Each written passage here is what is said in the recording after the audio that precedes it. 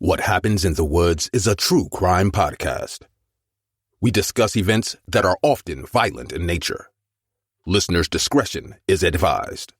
It was a very weird thing to go through, this idea that anything that we're taking, we're drinking, this water, anything could be poisoned, and anybody could do it anonymously. There was somebody out there that had put cyanide, in headache remedies to kill somebody. That is Greg Olson, author, sharing his thoughts during an interview on events that took place in the greater Seattle area in the summer of 1986. The sudden deaths of two people from the small town of Auburn, Washington, one male, one female, both completely unknown to one another, had even the FBI puzzled. The one common link in both cases? The over-the-counter medicine popular for headache sufferers, Extra Strength Excedrin. Both victims reportedly took the medication just minutes before they tragically passed away. But there is so much more to this twisted tale. This is True Crime Podcast, What Happens in the Woods, with your hosts, Jess and Bryce. Let's get started.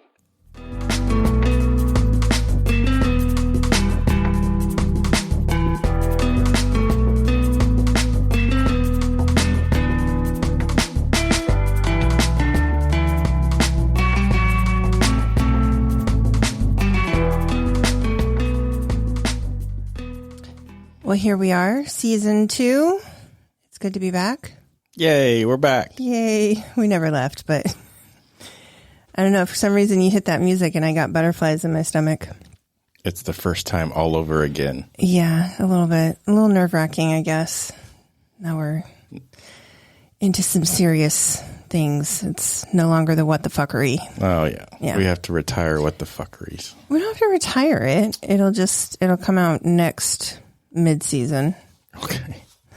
We can't retire what the fuckeries. All right. Okay. They're taking a hiatus. Yeah. Sabbatical. Take me with you. Season 2. Yay, season 2. What Happens in the Woods? Are we ready?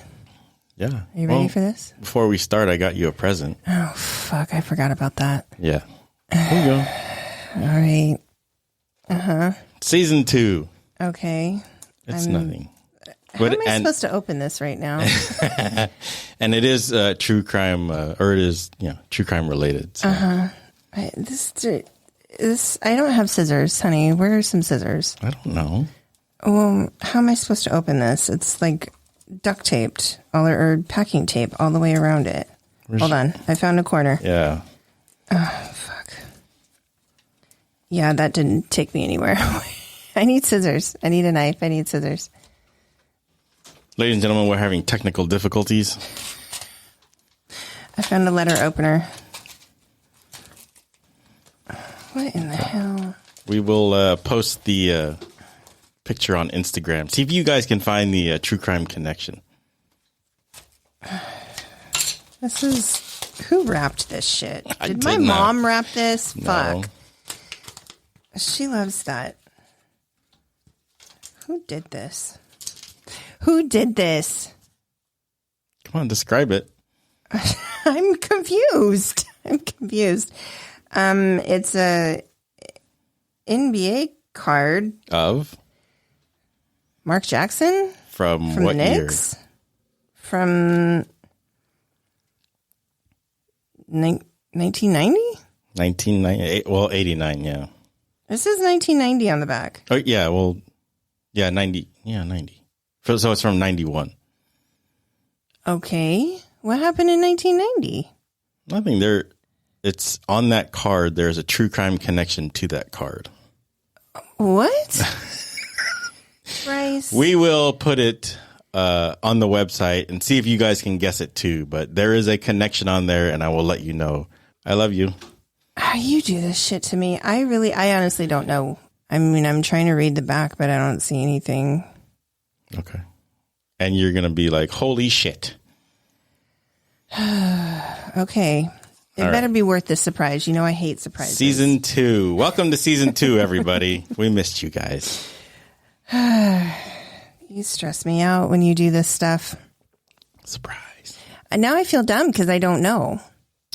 I researched it, so I do some research. Okay. All right. Well, now I'm curious as to what the fuck that's about. Okay.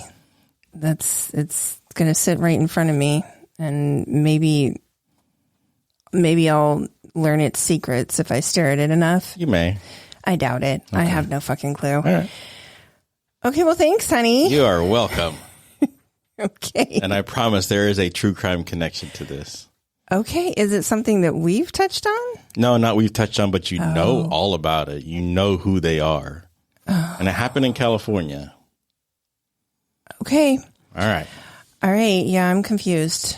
All right. Well, little surprises aside, we want to make sure that everybody sticks around for the Discord server.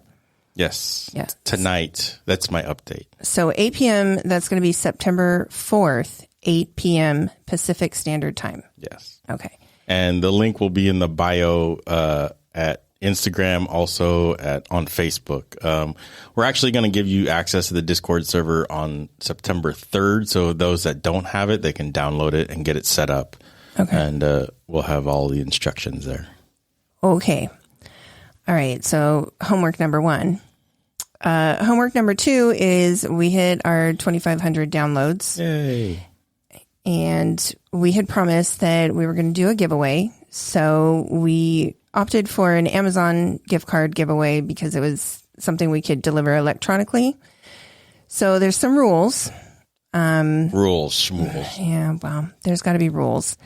So, of course, we want, participation in exchange for this giveaway.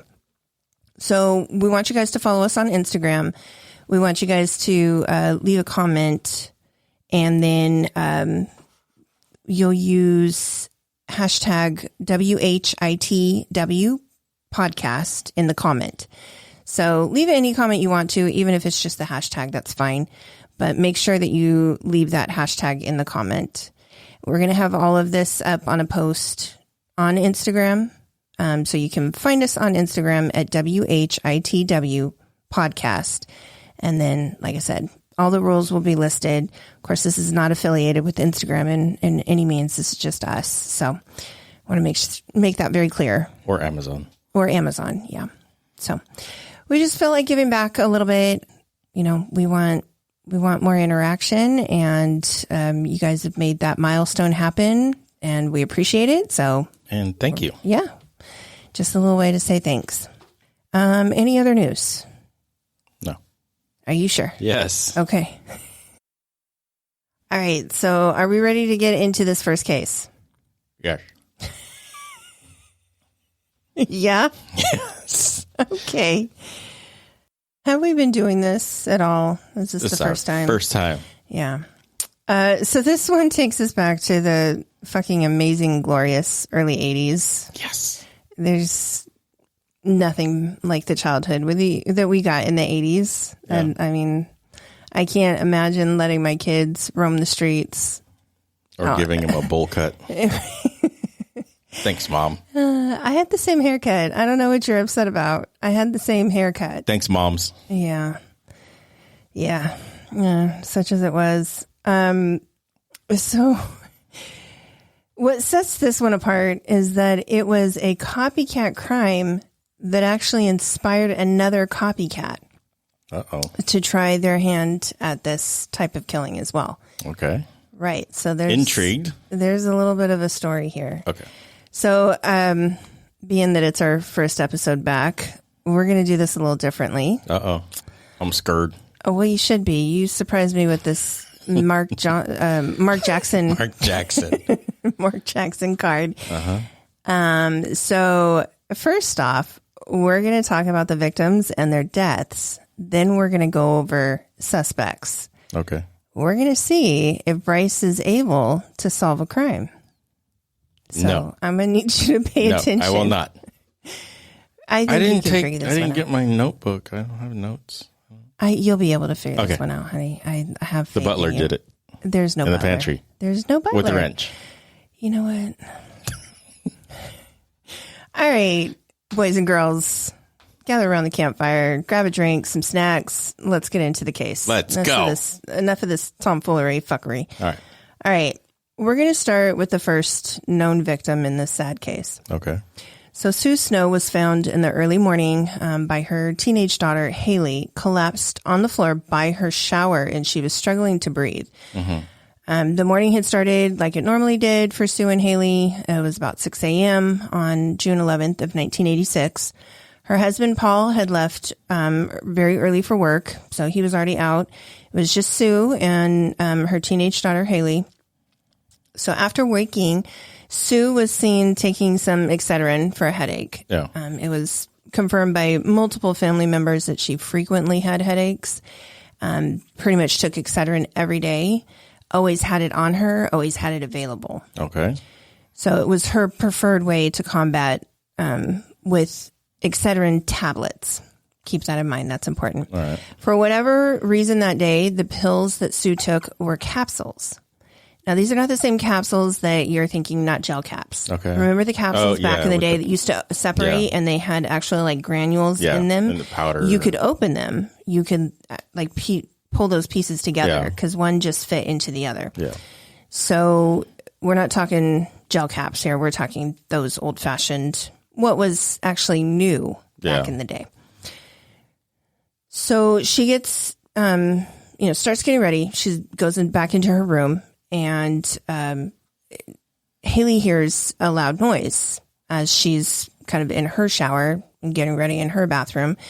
She hears a loud noise and she wants to go check. And then she thinks, oh, that's really paranoid of me. Why would I go do that? My mom's fine. Yeah. Why would I think otherwise? And then she realizes after a good amount of time that the water's been running. So Sue had turned on the shower and had just left it running for longer than she normally would have. So then Haley started to get that kind of that feeling of, I need to go check on my mom. Yeah. And that's what she found, unfortunately. So Sue was on the floor trying to breathe, but she could only grasp for air. She could not exhale. Her pulse was faint, but it was there. So Haley did not, they were taught at that time not to initiate CPR if there was a pulse. So she quickly calls 911. Emergency services were quick, got there fast. By that time, Sue is comatose. So she's taken to Harborview Medical Center in Seattle. And the emergency personnel are thinking possible like brain swelling for some reason. Symptoms are not matching up with what's going on with her, and she's completely unresponsive. Within an hour of arriving at the hospital, the 40-year-old mother of two was brain dead. It was that quick. Oh, shit. So when her husband, Paul, arrives, he just thinks that maybe she had a really bad headache. Yeah. He's just completely has no idea. And of course, this is before the days of cell phone, so somebody from the hospital had to call his place of work. His boss got a hold of him on his job and got him back in. It's painful. Yeah. When we can instantly reach somebody. That is not how it was in the early 80s. You had to find a payphone and have a quarter with you at all times. Right. So when he gets there, doctors let him know that, unfortunately, she's brain dead. She's on life support. They want to continue working on her just a little while longer if there's any hope. They don't want to, give up hope in case that they can revive her. Yeah.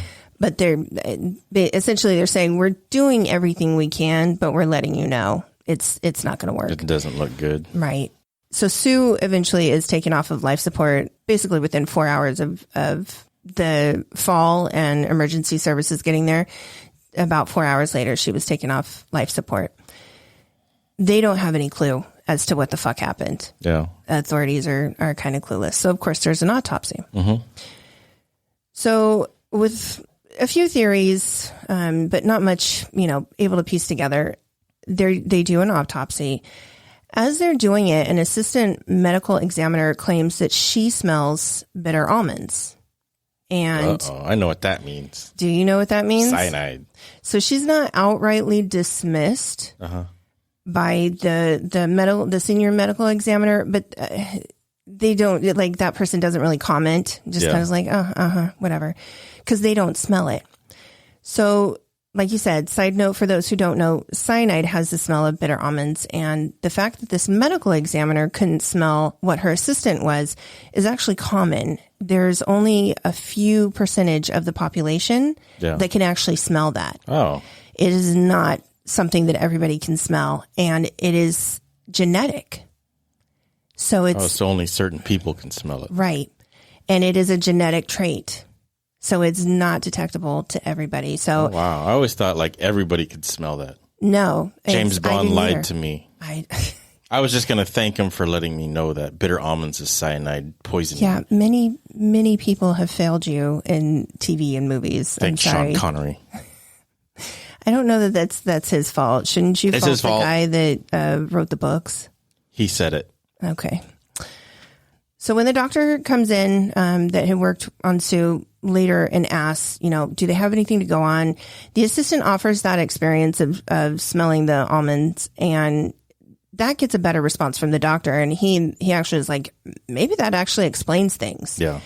And so they end up adding cyanide on the toxicology screening to check for, which apparently they were not going to do if that doctor hadn't come in and been like, yeah, maybe that fits. Yeah. There was a list of possible other things that the ME's office was checking that they believed they thought maybe because there was a curling iron plugged in as the water was running from her shower and the door was open, that maybe somehow she got electrocuted. Maybe it was a cardiac arrhythmia that affected brain flow to the brain and caused brain swelling, and she coded essentially. There was just some wild, who knows? Yeah. She's 40 years old, so none of that really makes any sense for a healthy person who's 40 years old. So the day of Sue's funeral on June 16th, her family received the news that she had been murdered, essentially. It was cyanide poisoning. And somehow, they don't know how yet, but somehow somebody gave it to her and she died. Oh, shit. Yeah. So, of course, the first person of interest is naturally her husband, Paul Webking. So a little back history on Paul and Sue. They met in 1978. They dated regularly and eventually moved in together some years after, but they had only actually been married for 8 months when she passed away. Uh-oh. She was his fourth wife. What happened to the other three? They're alive. Oh, okay. Yeah. It wasn't like he was killing people for insurance money or anything, but he was a very certain type of person who had a very strong, rough personality. He wasn't for everybody. Yeah. So, there definitely were some issues in the relationship, especially after Sue learned that Paul had cheated with an old girlfriend while he was in California working, like a long haul truck job. Oh, okay. So everybody, that knew them knew that they had tried to get the marriage, the relationship back on track. They went to counseling. But Sue's twin sister, Sarah, stated that she knew her sister, she knew Sue wasn't over the She has issue. a twin sister? She has a twin sister. This is just getting weirder. Yeah. So she said Sue couldn't fool her and that she didn't care much for Paul's tough guy act. Yeah. Sarah began to have her suspicions that her brother-in-law was guilty and probably did this. And she told the authorities as much because she told authorities that Sue never would have bought the capsules. Yeah. She would have only stuck to tablets. Uh-oh. Right. So, I mean, is an affair really enough of a reason to kill Sue? He could have he obviously divorced his other wives. Why would he not just divorce her? Yeah. Sarah especially found it hard to believe, like I said, that Sue would buy those capsules because after an incident in 1982, which I don't really remember hearing. Of course, at that time I was 4 years old, so I just don't remember hearing afterwards. Yeah. There were cyanide poisonings, and Tylenol that happened in Chicago, Illinois in 1982 that killed 7 people. Even Sue's coworkers commented that Sue always had a bottle of Excedrin in her purse, tablets, not capsules. So nobody knows where they came from. According to Paul, when he had to leave town on a long haul trip just days before this incident happens, he commented to Sue they were low on pills and that he had taken a couple And he claims that she said they were on her list for the grocery store and that she was going to get some more. When he came home the night before she died, there was a new full bottle all ready to go in the kitchen. So he's claiming that she purchased it. Yeah. When authorities asked Paul, they learned that he also had taken capsules from that same bottle that morning. Uh-oh. And he wasn't sure that Sue had taken them or not taken them because he was already at work. But they both, what he claims is they took it regularly for the caffeine in it, which is not at all what Sarah claimed Sue was taking it for. Yeah. So it contradicted an earlier report. Paul didn't manage to have an explanation for why they were capsules and not tablets. Yeah. He didn't seem to care. He didn't think anything of it. Paul did it. Okay, hold on. Hold your horses. So due to the nature of the crime, the investigation was immediately handed over to the FBI because after the Tylenol incident in 82, it set a precedent. Over-the-counter pharmaceutical tampering became a federal crime. Okay. So new federal laws were put into place, and this matter was completely now out of Washington authorities' hands. However, local authorities quickly worked to initiate a recall with the help of manufacturer Bristol Myers of any Excedrin capsules in the state. They got the products off the store shelves pretty quickly, and then they were, blasting it through the media for anybody that had capsules at home. Yeah. Take them and turn them in. Sheriffs, police, your stores, anywhere. Go take them and dispose of them. So this also began a thorough investigation on the production plants of where the medicine was made. So special agents then reached out to Paul Webking, and continued to question him and other family members regarding Sue's death. They asked repeatedly that he take a polygraph, if for nothing else but to clear his name. Yeah. And he fought them on it. Eventually, he did take it. I'm not going to tell you if he passed or not yet, because I don't want you to know. Okay. So meanwhile, the bottle of Sue's Excedrin and others that had been recalled were shipped off to a lab back east for the FBI to test for cyanide. Out of thousands of bottles in the state of Washington, thousands, okay, only 5 came back having cyanide in the bottles. And not every pill was laced with cyanide. Uh-oh. Right. So, and then they also, with the testing of the plants where this is made, everywhere that Excedrin was made came back clean. No cyanide. No cyanide. So it definitely was not at the plant. It was not by the manufacturer. So that only means one thing. Somebody tampered with the bottles before they were sold. In the store? Somehow. Okay. So, like I said, media is reporting this. They're blasting it everywhere because they're trying to get the recall. Yeah.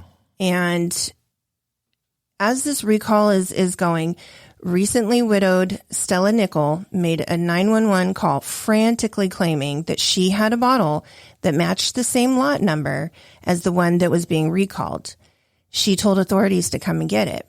So when special agents arrived at her home, she was remarkably calmer, but insisted that her bottle of capsules was the cause of her husband's recent death, just a few days before Sue had passed.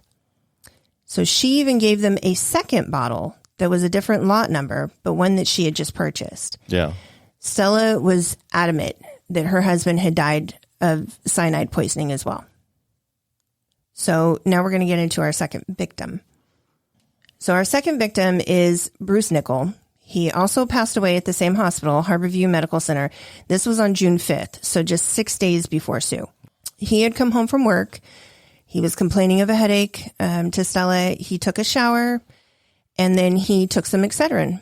And then, according to Stella, he went out to the deck to kind of enjoy the evening, smoke a cigarette. And then just a few minutes after, he came inside and he claimed that he felt lightheaded, and he collapsed. So at the time, he and Stella lived in a rural area of Auburn, Washington. So help consisted of local volunteers and a medevac plane or helicopter, in his case, helicopter. Stella called the local volunteer, emergency rescue at 5:02 p.m. When they showed up, they found Bruce lying on the floor. He was gasping for breath. His eyes were staring off somewhere unknown. He wasn't speaking, so they bagged him. When paramedics showed up, they find that he has a pulse. He has blood pressure, but they cannot figure out like what is causing his comatose reaction. Okay. Is it a seizure? Is it a stroke? They just have no idea. His wife describes the details leading up to the point to them. They end up having to place a trach tube, and then they move him down to an area where a helicopter can get in. And after all the great effort involved by everyone, they fail to save him. He passes away. He was just 52 years old. He had just celebrated his birthday. Oh, that sucks. It really is. It's sad.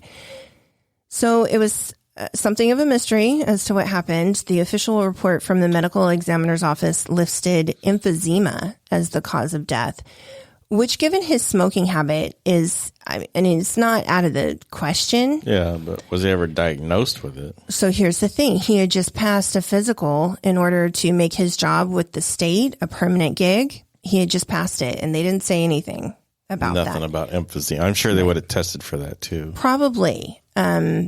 Stella didn't accept the cause of death that was listed on his death certificate.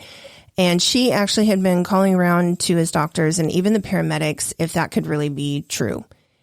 Then the recall happens and she's vindicated, right? Because she's like, this is the same thing that happened. I told you. So authorities start to talk to Stella and Bruce's family. Nothing much comes to light. The couple had previous marital problems. They didn't share any children. Stella's mother lived with them on their property in a second mobile home. Yeah. But she, very private woman, not a big talker at all. She just didn't like being involved in other people's shit. Yeah. Stella's daughter, Cindy, was in and out of their lives. She was constantly jumping from one man to the next, looking for a good time, whatever she could find, essentially. She had borrowed quite a bit of money from the couple that they didn't exactly have to give her. Yeah. They weren't sitting pretty, they weren't rich by any means, both just hardworking people. But she had never really been able to pay them back. So then there's another daughter that was shipped off to California to live with her dad after Stella just essentially didn't want to deal with her anymore. Stella is really not the mother of the year, for sure. No? No. Oh. So authorities also learned that up until a few years ago, Stella and Bruce were regulars at local bars and very heavy drinkers. Okay. But Bruce had gone to AA at Stella's insistence and had since been a recovering alcoholic. In an effort to find new hobbies, Bruce had turned to CB radio, which around that time was huge. I mean, you think Smokey and the Bandit and, you're in Washington where a lot of truckers come and go. Oh, yeah. Yeah. Stella had found a love of cultivating large fish tanks. So friends and family knew that the marriage was shaky, but they thought that the couple just kind of accepted each other for their faults. Yeah. And they weren't looking to end the marriage because of them. No one could believe that there would be foul play involved. So, of course, with Bruce gone, Stella stood to gain financially from a couple of different insurance policies. It amounted to about $70,000 collectively, which with inflation today would be about $165,000. All right. Well, you're not going to retire on that. Right. Not a whole lot of money. But was it enough for her to kill him? That's the question. So aside from Stella and Paul, Stella's daughter Cindy and her mom were also on the list of potential suspects. And of course, there was a possibility of just an unknown offender, as what had happened in the Tylenol tampering case. To this day, that case is not solved. The Tylenol one? Right. The one in Chicago? Yeah. Oh, wow. So, for a person who's trying to copycat a murder, that's really good news. Yeah. Right? Your odds of getting away with it are pretty good. If they can't find, the FBI has been involved for years to get this one case of 7 murders. Yeah. And here you've got 2. Chances are you might get away with it, right? Yeah. So who do you think? Who has the greater motive? Who do you think is the possibility? The wife. I'll tell you after this. You think Stella? Yeah. Why? I don't know. Cultivates fish. How about that? She cultivates fish. You cultivate fish. I don't cultivate you fish. Try. That was accident. Oh, shit. I didn't know guppies did that. And by the dozens. We ended up with like 80 fish. Yeah. So, yes, you're correct. Yes. So let's talk a little bit more about Stella Nickell and her crime. So let's start at the beginning, the day that Bruce passed away. First, the volunteer workers didn't even know they were at the right house. All they found was a woman standing behind a screen door, staring at them as they were trying to navigate down this rural road. Yeah. And they're, okay, is it this? It's got to be this. This is the address. Are we at the right place? There's nobody out here. I mean, usually when you call an ambulance, you're can't wait for the fucking ambulance to get there. She's just behind her screen door, and they kind of stop halfway in the driveway, and she kind of stares at them and kind of motions like, okay, come on. Yeah. Didn't come outside. Didn't hey, you guys, what are you waiting for? Come on. Just a kind of come in the house. Come on. No sign of distress. Okay. Okay. So they feel that's odd. Stella then, as soon as they get in the house, repeated over and over that Bruce had taken Excedrin before going inside. She, was adamant about showing them the bottle and would not let it go. And the possibility of that being the case is so slim. Taking an over-the-counter medication that could have an adverse effect like that, very slim. So they really were not paying attention to her. They just kind of set it aside as the fact that she was scared because her husband had collapsed in front of her. And she was panicking, but not showing, you know what I mean? People react differently. Mm-hmm. So they just thought maybe she's acting weird. The next damning thing that she did was to arrange to have Bruce buried within a matter of days after his death. It was quick. Before Sue passed away, he was buried. Oh. Right. I thought she would at least cremated him, because then there would have been no evidence. No, because she knew that she needed that body to prove that he was poisoned. Oh, okay. I'll tell you why. So the insurance had an extra policy on it. If his death was an accident, she would get $100,000 on top of that $70,000. Oh. Which altogether now equates to about $380,000 in today's money. So $170,000 in 1982 or 86 was pretty good money. Yeah. Again, not to retire on, but she could do some shit with that. Yeah. Little did she know, though, that because he was a donor, they had kept a vial of his blood. Oh. So they didn't need his body. It wasn't viable because of how he died. They couldn't use any organs or anything, but they had to keep a bottle of his, little vial of his blood because he was a donor. They hadn't disposed of that yet. Uh-oh. So they didn't need his body. So when the autopsy listed emphysema as Bruce's cause of death, she knew she had to do something or she was going to lose out on that money. So she placed phone calls to the medical examiner's office. Bruce's doctor, like I said, the paramedics that came to her house really asked if, is that really how he died? Are you guys really sure? But she was not able to get anybody to say, well, let's look at something else. They just said, nope. The medical examiner came back, said it's emphysema. That's what's on his death certificate. That's what we got. She then turned again to poison. So this time it would be a random stranger, someone that she would have no ties to and could not be traced to her. She didn't give a fuck who passed away. Yeah. She just needed somebody else to pass away. Multiple people would be great to pass away from this. So she purchased more bottles of Extra Strength Excedrin, contaminated a few pills in each bottle, and put them back on store shelves. The reason that she could get away with that is because the tamper-proof seals had not been enacted yet. Oh, okay. So there was nothing aside from that little ball of cotton that they would shove at the top of bottles. Yeah.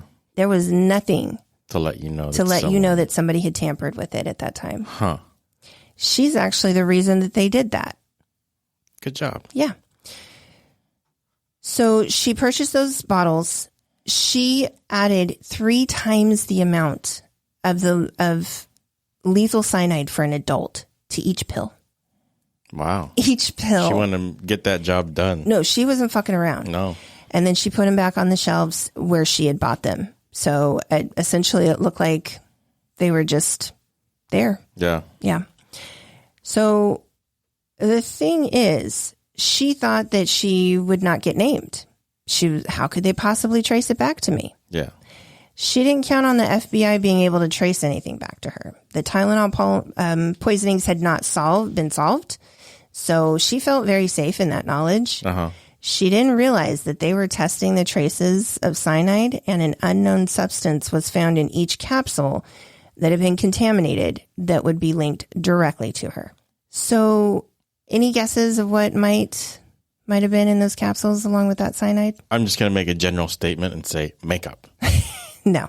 Oh. So what they found was a green crystal that was mostly made up of salt water, but also 4 other ingredients that were only found together in one type of compound. So it was very easy for the FBI to narrow this down.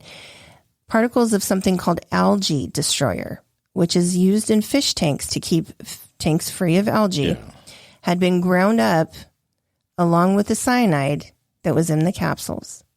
Not on purpose. What she did was she used a mortar and pestle to ground up the algae destroyer. She didn't clean it well enough, used it to grind up the cyanide, and it got mixed in. Right. So when the FBI started to investigate where to buy it in the Seattle area, that algae destroyer, they found one fish store where a clerk working there immediately recognized Stella. Immediately. Was like, yeah, she's in here all the fucking time. Yeah. She won't leave me alone. She's asking me all these questions. She says she wants to start her own store and like have her own exotic fish store. And she just won't leave me alone.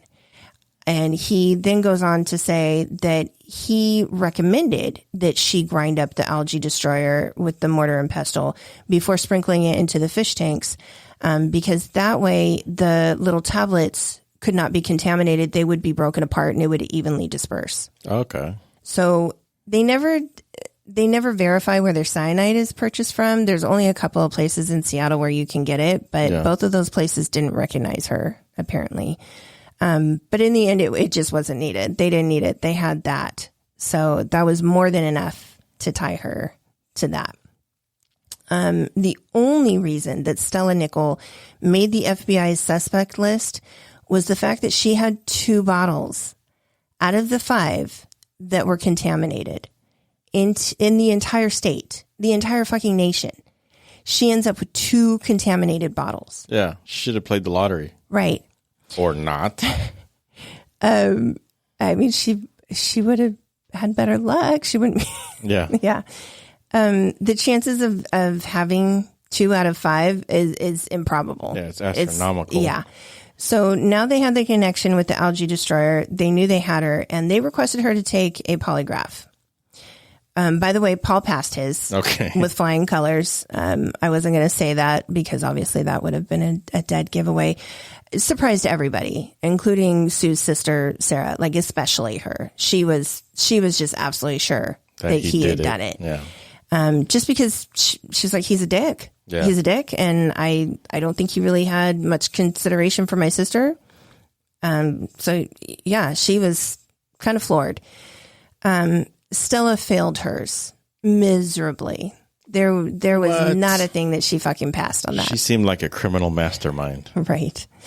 But there were still some missing bits of information they needed. The FBI didn't feel that they could move forward with with charges, essentially. So enter her daughter, Cindy. They found a wealth of information from Cindy. Uh-oh. So Cindy had a very rocky relationship with her mother after years of neglect and abuse. There was a cycle there between Stella's mom, Stella, and her children. Uh-huh. And then pretty much all the children that Stella's mom had, all of her children, and then all of their children, just the entire family for 3 generations, fucked. Like it's kids were in care homes. There were multiple like teenage pregnancies that, where the baby was not wanted, but then given to the grandma to raise. Yeah. It was, and everybody was out partying. Everybody was, all of the kids had really rough lives that they, and essentially made it rough on themselves from life choices. So all three of these generations, there was abuse, there was neglect. It was rough. So Cindy was like, yeah, that's my mom and I love her, but I have no allegiance. Yeah. At this point, fuck that. So she comes in, and after Stella fails her lie detector test, she's, sorry, I'm going to have to turn you in because you're going down. You're not going down. I'm not going down with you. Yeah. So turns out Stella was just bored shitless. Bruce wasn't the life of the party anymore. She didn't want to quit her, bar life and going out, and she liked the attention that she got. She didn't want to give that up. She just didn't want him to go out and spend so much money and get shit-faced, but she still wanted to do it. Huh. She tried to take on the new hobby of keeping a fish tank, but it wasn't a true replacement. It wasn't fun for her. She loved it, but it's not like going out and hanging out in the bar and, having a round of drinks. That's pretty lively. Fish tanks are soothing, calming. It had complete adverse effect for her. Yeah, she wanted the bar life, the center of attention. Right. So she definitely kept stepping out, and her daughter both liked to party. They went out often. They actually were in this weird, odd competition for attention with men, even though they would both be in a relationship. Stella was married. It didn't fucking matter. There was even a point where they shared men that I could see. Stella, it was interesting. Stella started to complain to Cindy that she wanted to find a way to get rid of Bruce. And she brought up like poisoning by plant, like foxglove and nightshade. She even talked about hiring a hitman at one point to fake a car, like get into a car accident that would leave him dead. I don't know how you would initiate that. I don't know. There's no guarantees that anybody's coming out of a car accident. No. What hitman's going to take that offer? She even asked Cindy if she knew where she could buy cocaine or heroin and make it look like he had an overdose. Yeah. Apparently, in the spring of 1986, Stella began to talk about the 1982 tampering case, and she felt she could recreate it, and she felt like she could get away with it because, like I said, that person's never been caught. Yeah. Cindy then let them in on a tip that her mom had checked out multiple books from different libraries in the Seattle area on toxic plants. And after months of searching, sending hundreds of books back east to search for fingerprints in the FBI labs, they find a book that has Stella's fingerprints all over it, and they tie her to that. Oh, wow. Right. So this was not... They knew it was her. Yeah. They had to tie it to her some other way. They needed that information, and they finally found it. They were also able to confirm that at least one signature on the life insurance policies was not Bruce's and had been forged. Uh-oh. Yeah. Another charge. Yeah. The FBI had all that they needed to move forward with an arrest. So on December 9th of 1987, Stella Nickell was indicted by a grand jury for 5 counts of product tampering, 2 of which resulted in death. So she was arrested the same day for the murders of her husband, Bruce Nickell, and for Susan Snow. At the time, her civil lawyer, William Donice, he was quoted as saying, "It boggles the mind to conceive of Stella pulling those capsules apart, putting something into them, and putting them back on the shelf," end quote. What actually boggles the mind is that she thought it would be worth a fucking try. Yeah. And that she was going to get away with it.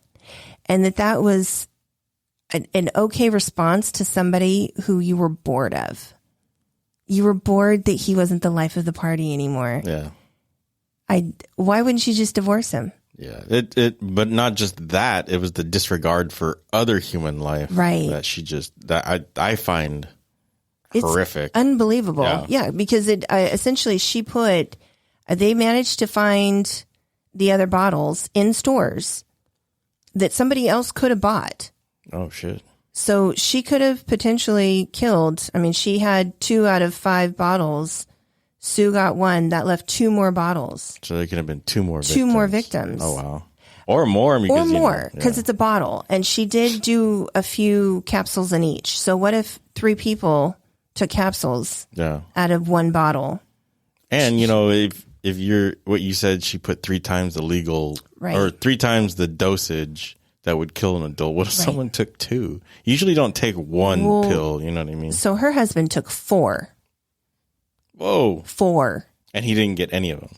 No, he did. Oh, he got all. Stella's husband is the one that died. Okay. So he did. He took 4 capsules. Jeez. So she probably fed it to him. I'm not sure. The thing is, there wasn't any clear, out of those 4, all 4 of them may have been laced with cyanide, or only one of them would have, it would have only taken 1. Yeah. Because she didn't lace the whole bottle.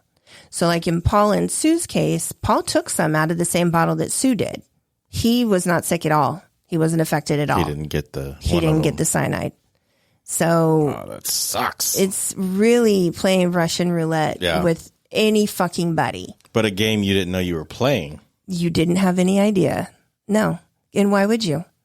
Why would you think that it's not safe to take a medication that's in a bottle that's sold in stores? That's scary. It is a little scary.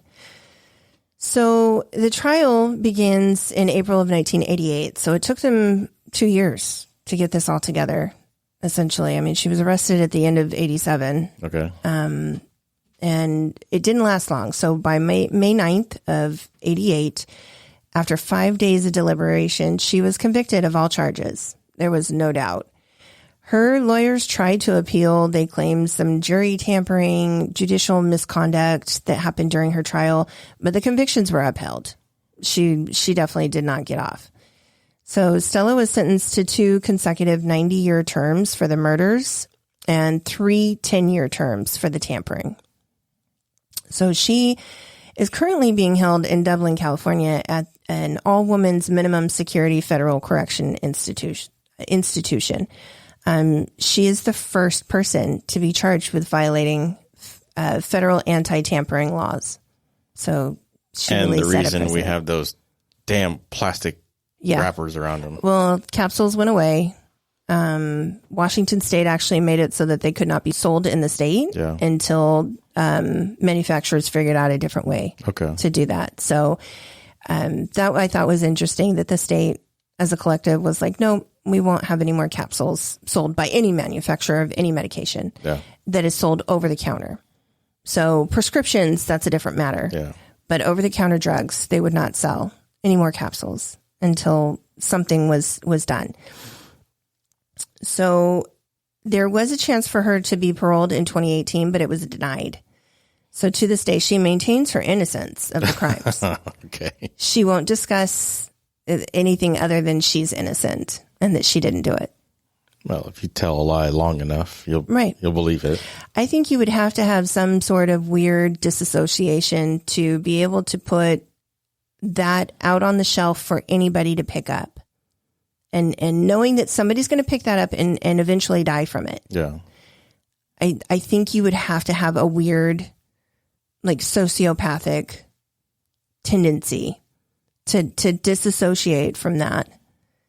Yeah. You know, it's one thing to hate somebody and want to kill them that you know. That's, you know, that could be a crime of passion. That could be all sorts of different things. But you knowingly put a lot of people in danger, and you were okay to do it as long as you could get away with it. Create a narrative of her story for her story. Right. So I have no doubt. He died of poison, so I can get the extra $100,000. Right. I mean, I have no doubt that she thinks that she's innocent. Yeah. No doubt at all. She and Paul Wibking also filed before she got arrested and indicted. They also filed wrongful death lawsuits with Bristol Myers trying to get money from Excedrin. That's a reach. It's really interesting. So, like I said, to this day, she maintains that she's innocent. She won't give any other narrative. Cindy, her eldest daughter, testified against her at her trial. She cashed in on $250,000 of reward money that, I mean, in today's money, that's over half $500,000. Yeah. So she disappeared not too long after that. And nobody's really heard from her. Don't know what happened to her. She got enough money to get the hell out of town and away from her family. So, yeah. I mean, more power to her, starting over. Yeah. Her daughter, I guess, has been heard of, but her daughter had been left with other people. So the cycle continued. Unfortunately, yeah. She didn't get her shit together. She just disappeared. Sue Snow's family has tried to put their lives together, and eventually they were able to move on. Paul actually got married again for the 5th time. Number 5. Just a few months after Sue passed away, which doesn't really speak well of him. No. I kept reading it thinking, are you sure he didn't do it? Because he sounds like he should have been the one. You know? I would have... Well, they'd only been married 8 months. It's not like he was... Yeah, but they've been together since 1978, on and off. And this was 86. So he could take it or leave it. So I'm pretty sure he didn't have an emotional attachment. Yeah, he take it or leave it. It's just kind of sad because her daughter, Sue's daughter, was living with them. She was 15 at the time that her mom passed away. Yeah. So just kind of uprooted her life, you know? Yeah. Yeah. So in a couple of news articles that I read in newspapers, which I am loving looking up newspapers on Google, I will just add that. Okay. It's the shit that I'm finding it's humorous, and I miss looking at a newspaper. I'm not going to lie. Okay. So Paul was interviewed a few times, and his response when Stella was convicted was that, quote, she was a miserable human being that wouldn't have been happy no matter what she did, end quote. Yes, absolutely. Essentially, he makes her out to be just a sad sack of shit. Yeah. And that it wouldn't have mattered what she did or didn't do. She wasn't happy with her life, and she made other people miserable, and she didn't care that she did that. Yeah. I absolutely agree with him on that, for sure. So now because of Stella and the 1982 deaths, we have tamper-proof bottling and guidelines that got started in 1989. It took them 3 years to get that together. We also have what are called the gel caps that replace the capsules that used to be able to open up. And it's kind of like, I say this a lot, somewhere someone did something stupid that made it necessary for a law to be made. And case in point, I mean, this is the thing that you don't think about these certain things until they happen, and you have to think about them. Yeah. Up until that point, why the fuck would anybody tamper with any medication? Why? Just like, at the beginning, Greg Olson had that clip. Why would you think that? It's headache medication. Mm-hmm. Why would you think that you're going to take it and you're going to die because somebody poisoned it? Yeah. It's inconceivable, So now Stella's story is mostly done. But remember I mentioned that her copycat crime inspired another copycat? Uh-oh. Well, you're going to have to wait because we're going to cover that in part 2 in 2 weeks. That's a tease. It is a tease. It is a tease. But it's a good tease. So this is not done. More is coming. All right. You're so done with me. Yeah, I am. You're like, damn it. Then I'm saving the... No, you're not. Yep. No, you're not. Basketball card Absolutely for part not. 2. It will be up on Instagram. If you guys guess it, I will be amazed. Right. So. You promised that you were going to talk about that. It's a basketball card for Mark Jackson, who played for the New York Knicks. The New York Knickerbockers. Bryce. Yes. You better tell me what the fuck this card means right now. I will tell you in part 2. No. I hate you. Why would you do that? I told you all sorts of shit. Except for the copycat. Well, look, there's too much information. I need part 2. Okay. You can tell me this. Happy season 2. I hate you. What's to stop me from Googling it myself? That'd be no fun. I am not fun. Okay. You know this. I hate surprises. You hate surprises. But every year you get a surprise. I don't know why you're surprised. I'm not surprised. I'm irritated. I'm irked. All right. So what's the story with the card? It's a basketball card. I hate you. You're gonna make me call you some bad names. Wouldn't be the first time. No, it wouldn't, but they're not on tape. They're not recorded. They become evidence then. Right. I'm not that stupid. If I die, check her Google, please. I'm going to Google this. I don't know why you're even trying. Okay. I'm going to Google it. Love you. Yeah, I love you too. I just don't like you right now. All right. So come back on September 18th for the rest of the story and Bryce's secret. I swear he plots to make my life miserable. Please subscribe and check out the website at whathappensinthe.woods.com. From there, you can find Facebook, Instagram, and Twitter as well. But we'll see you guys later on the Discord server, 8 p.m. Until then, see you guys later. Bye. Thanks. Bye.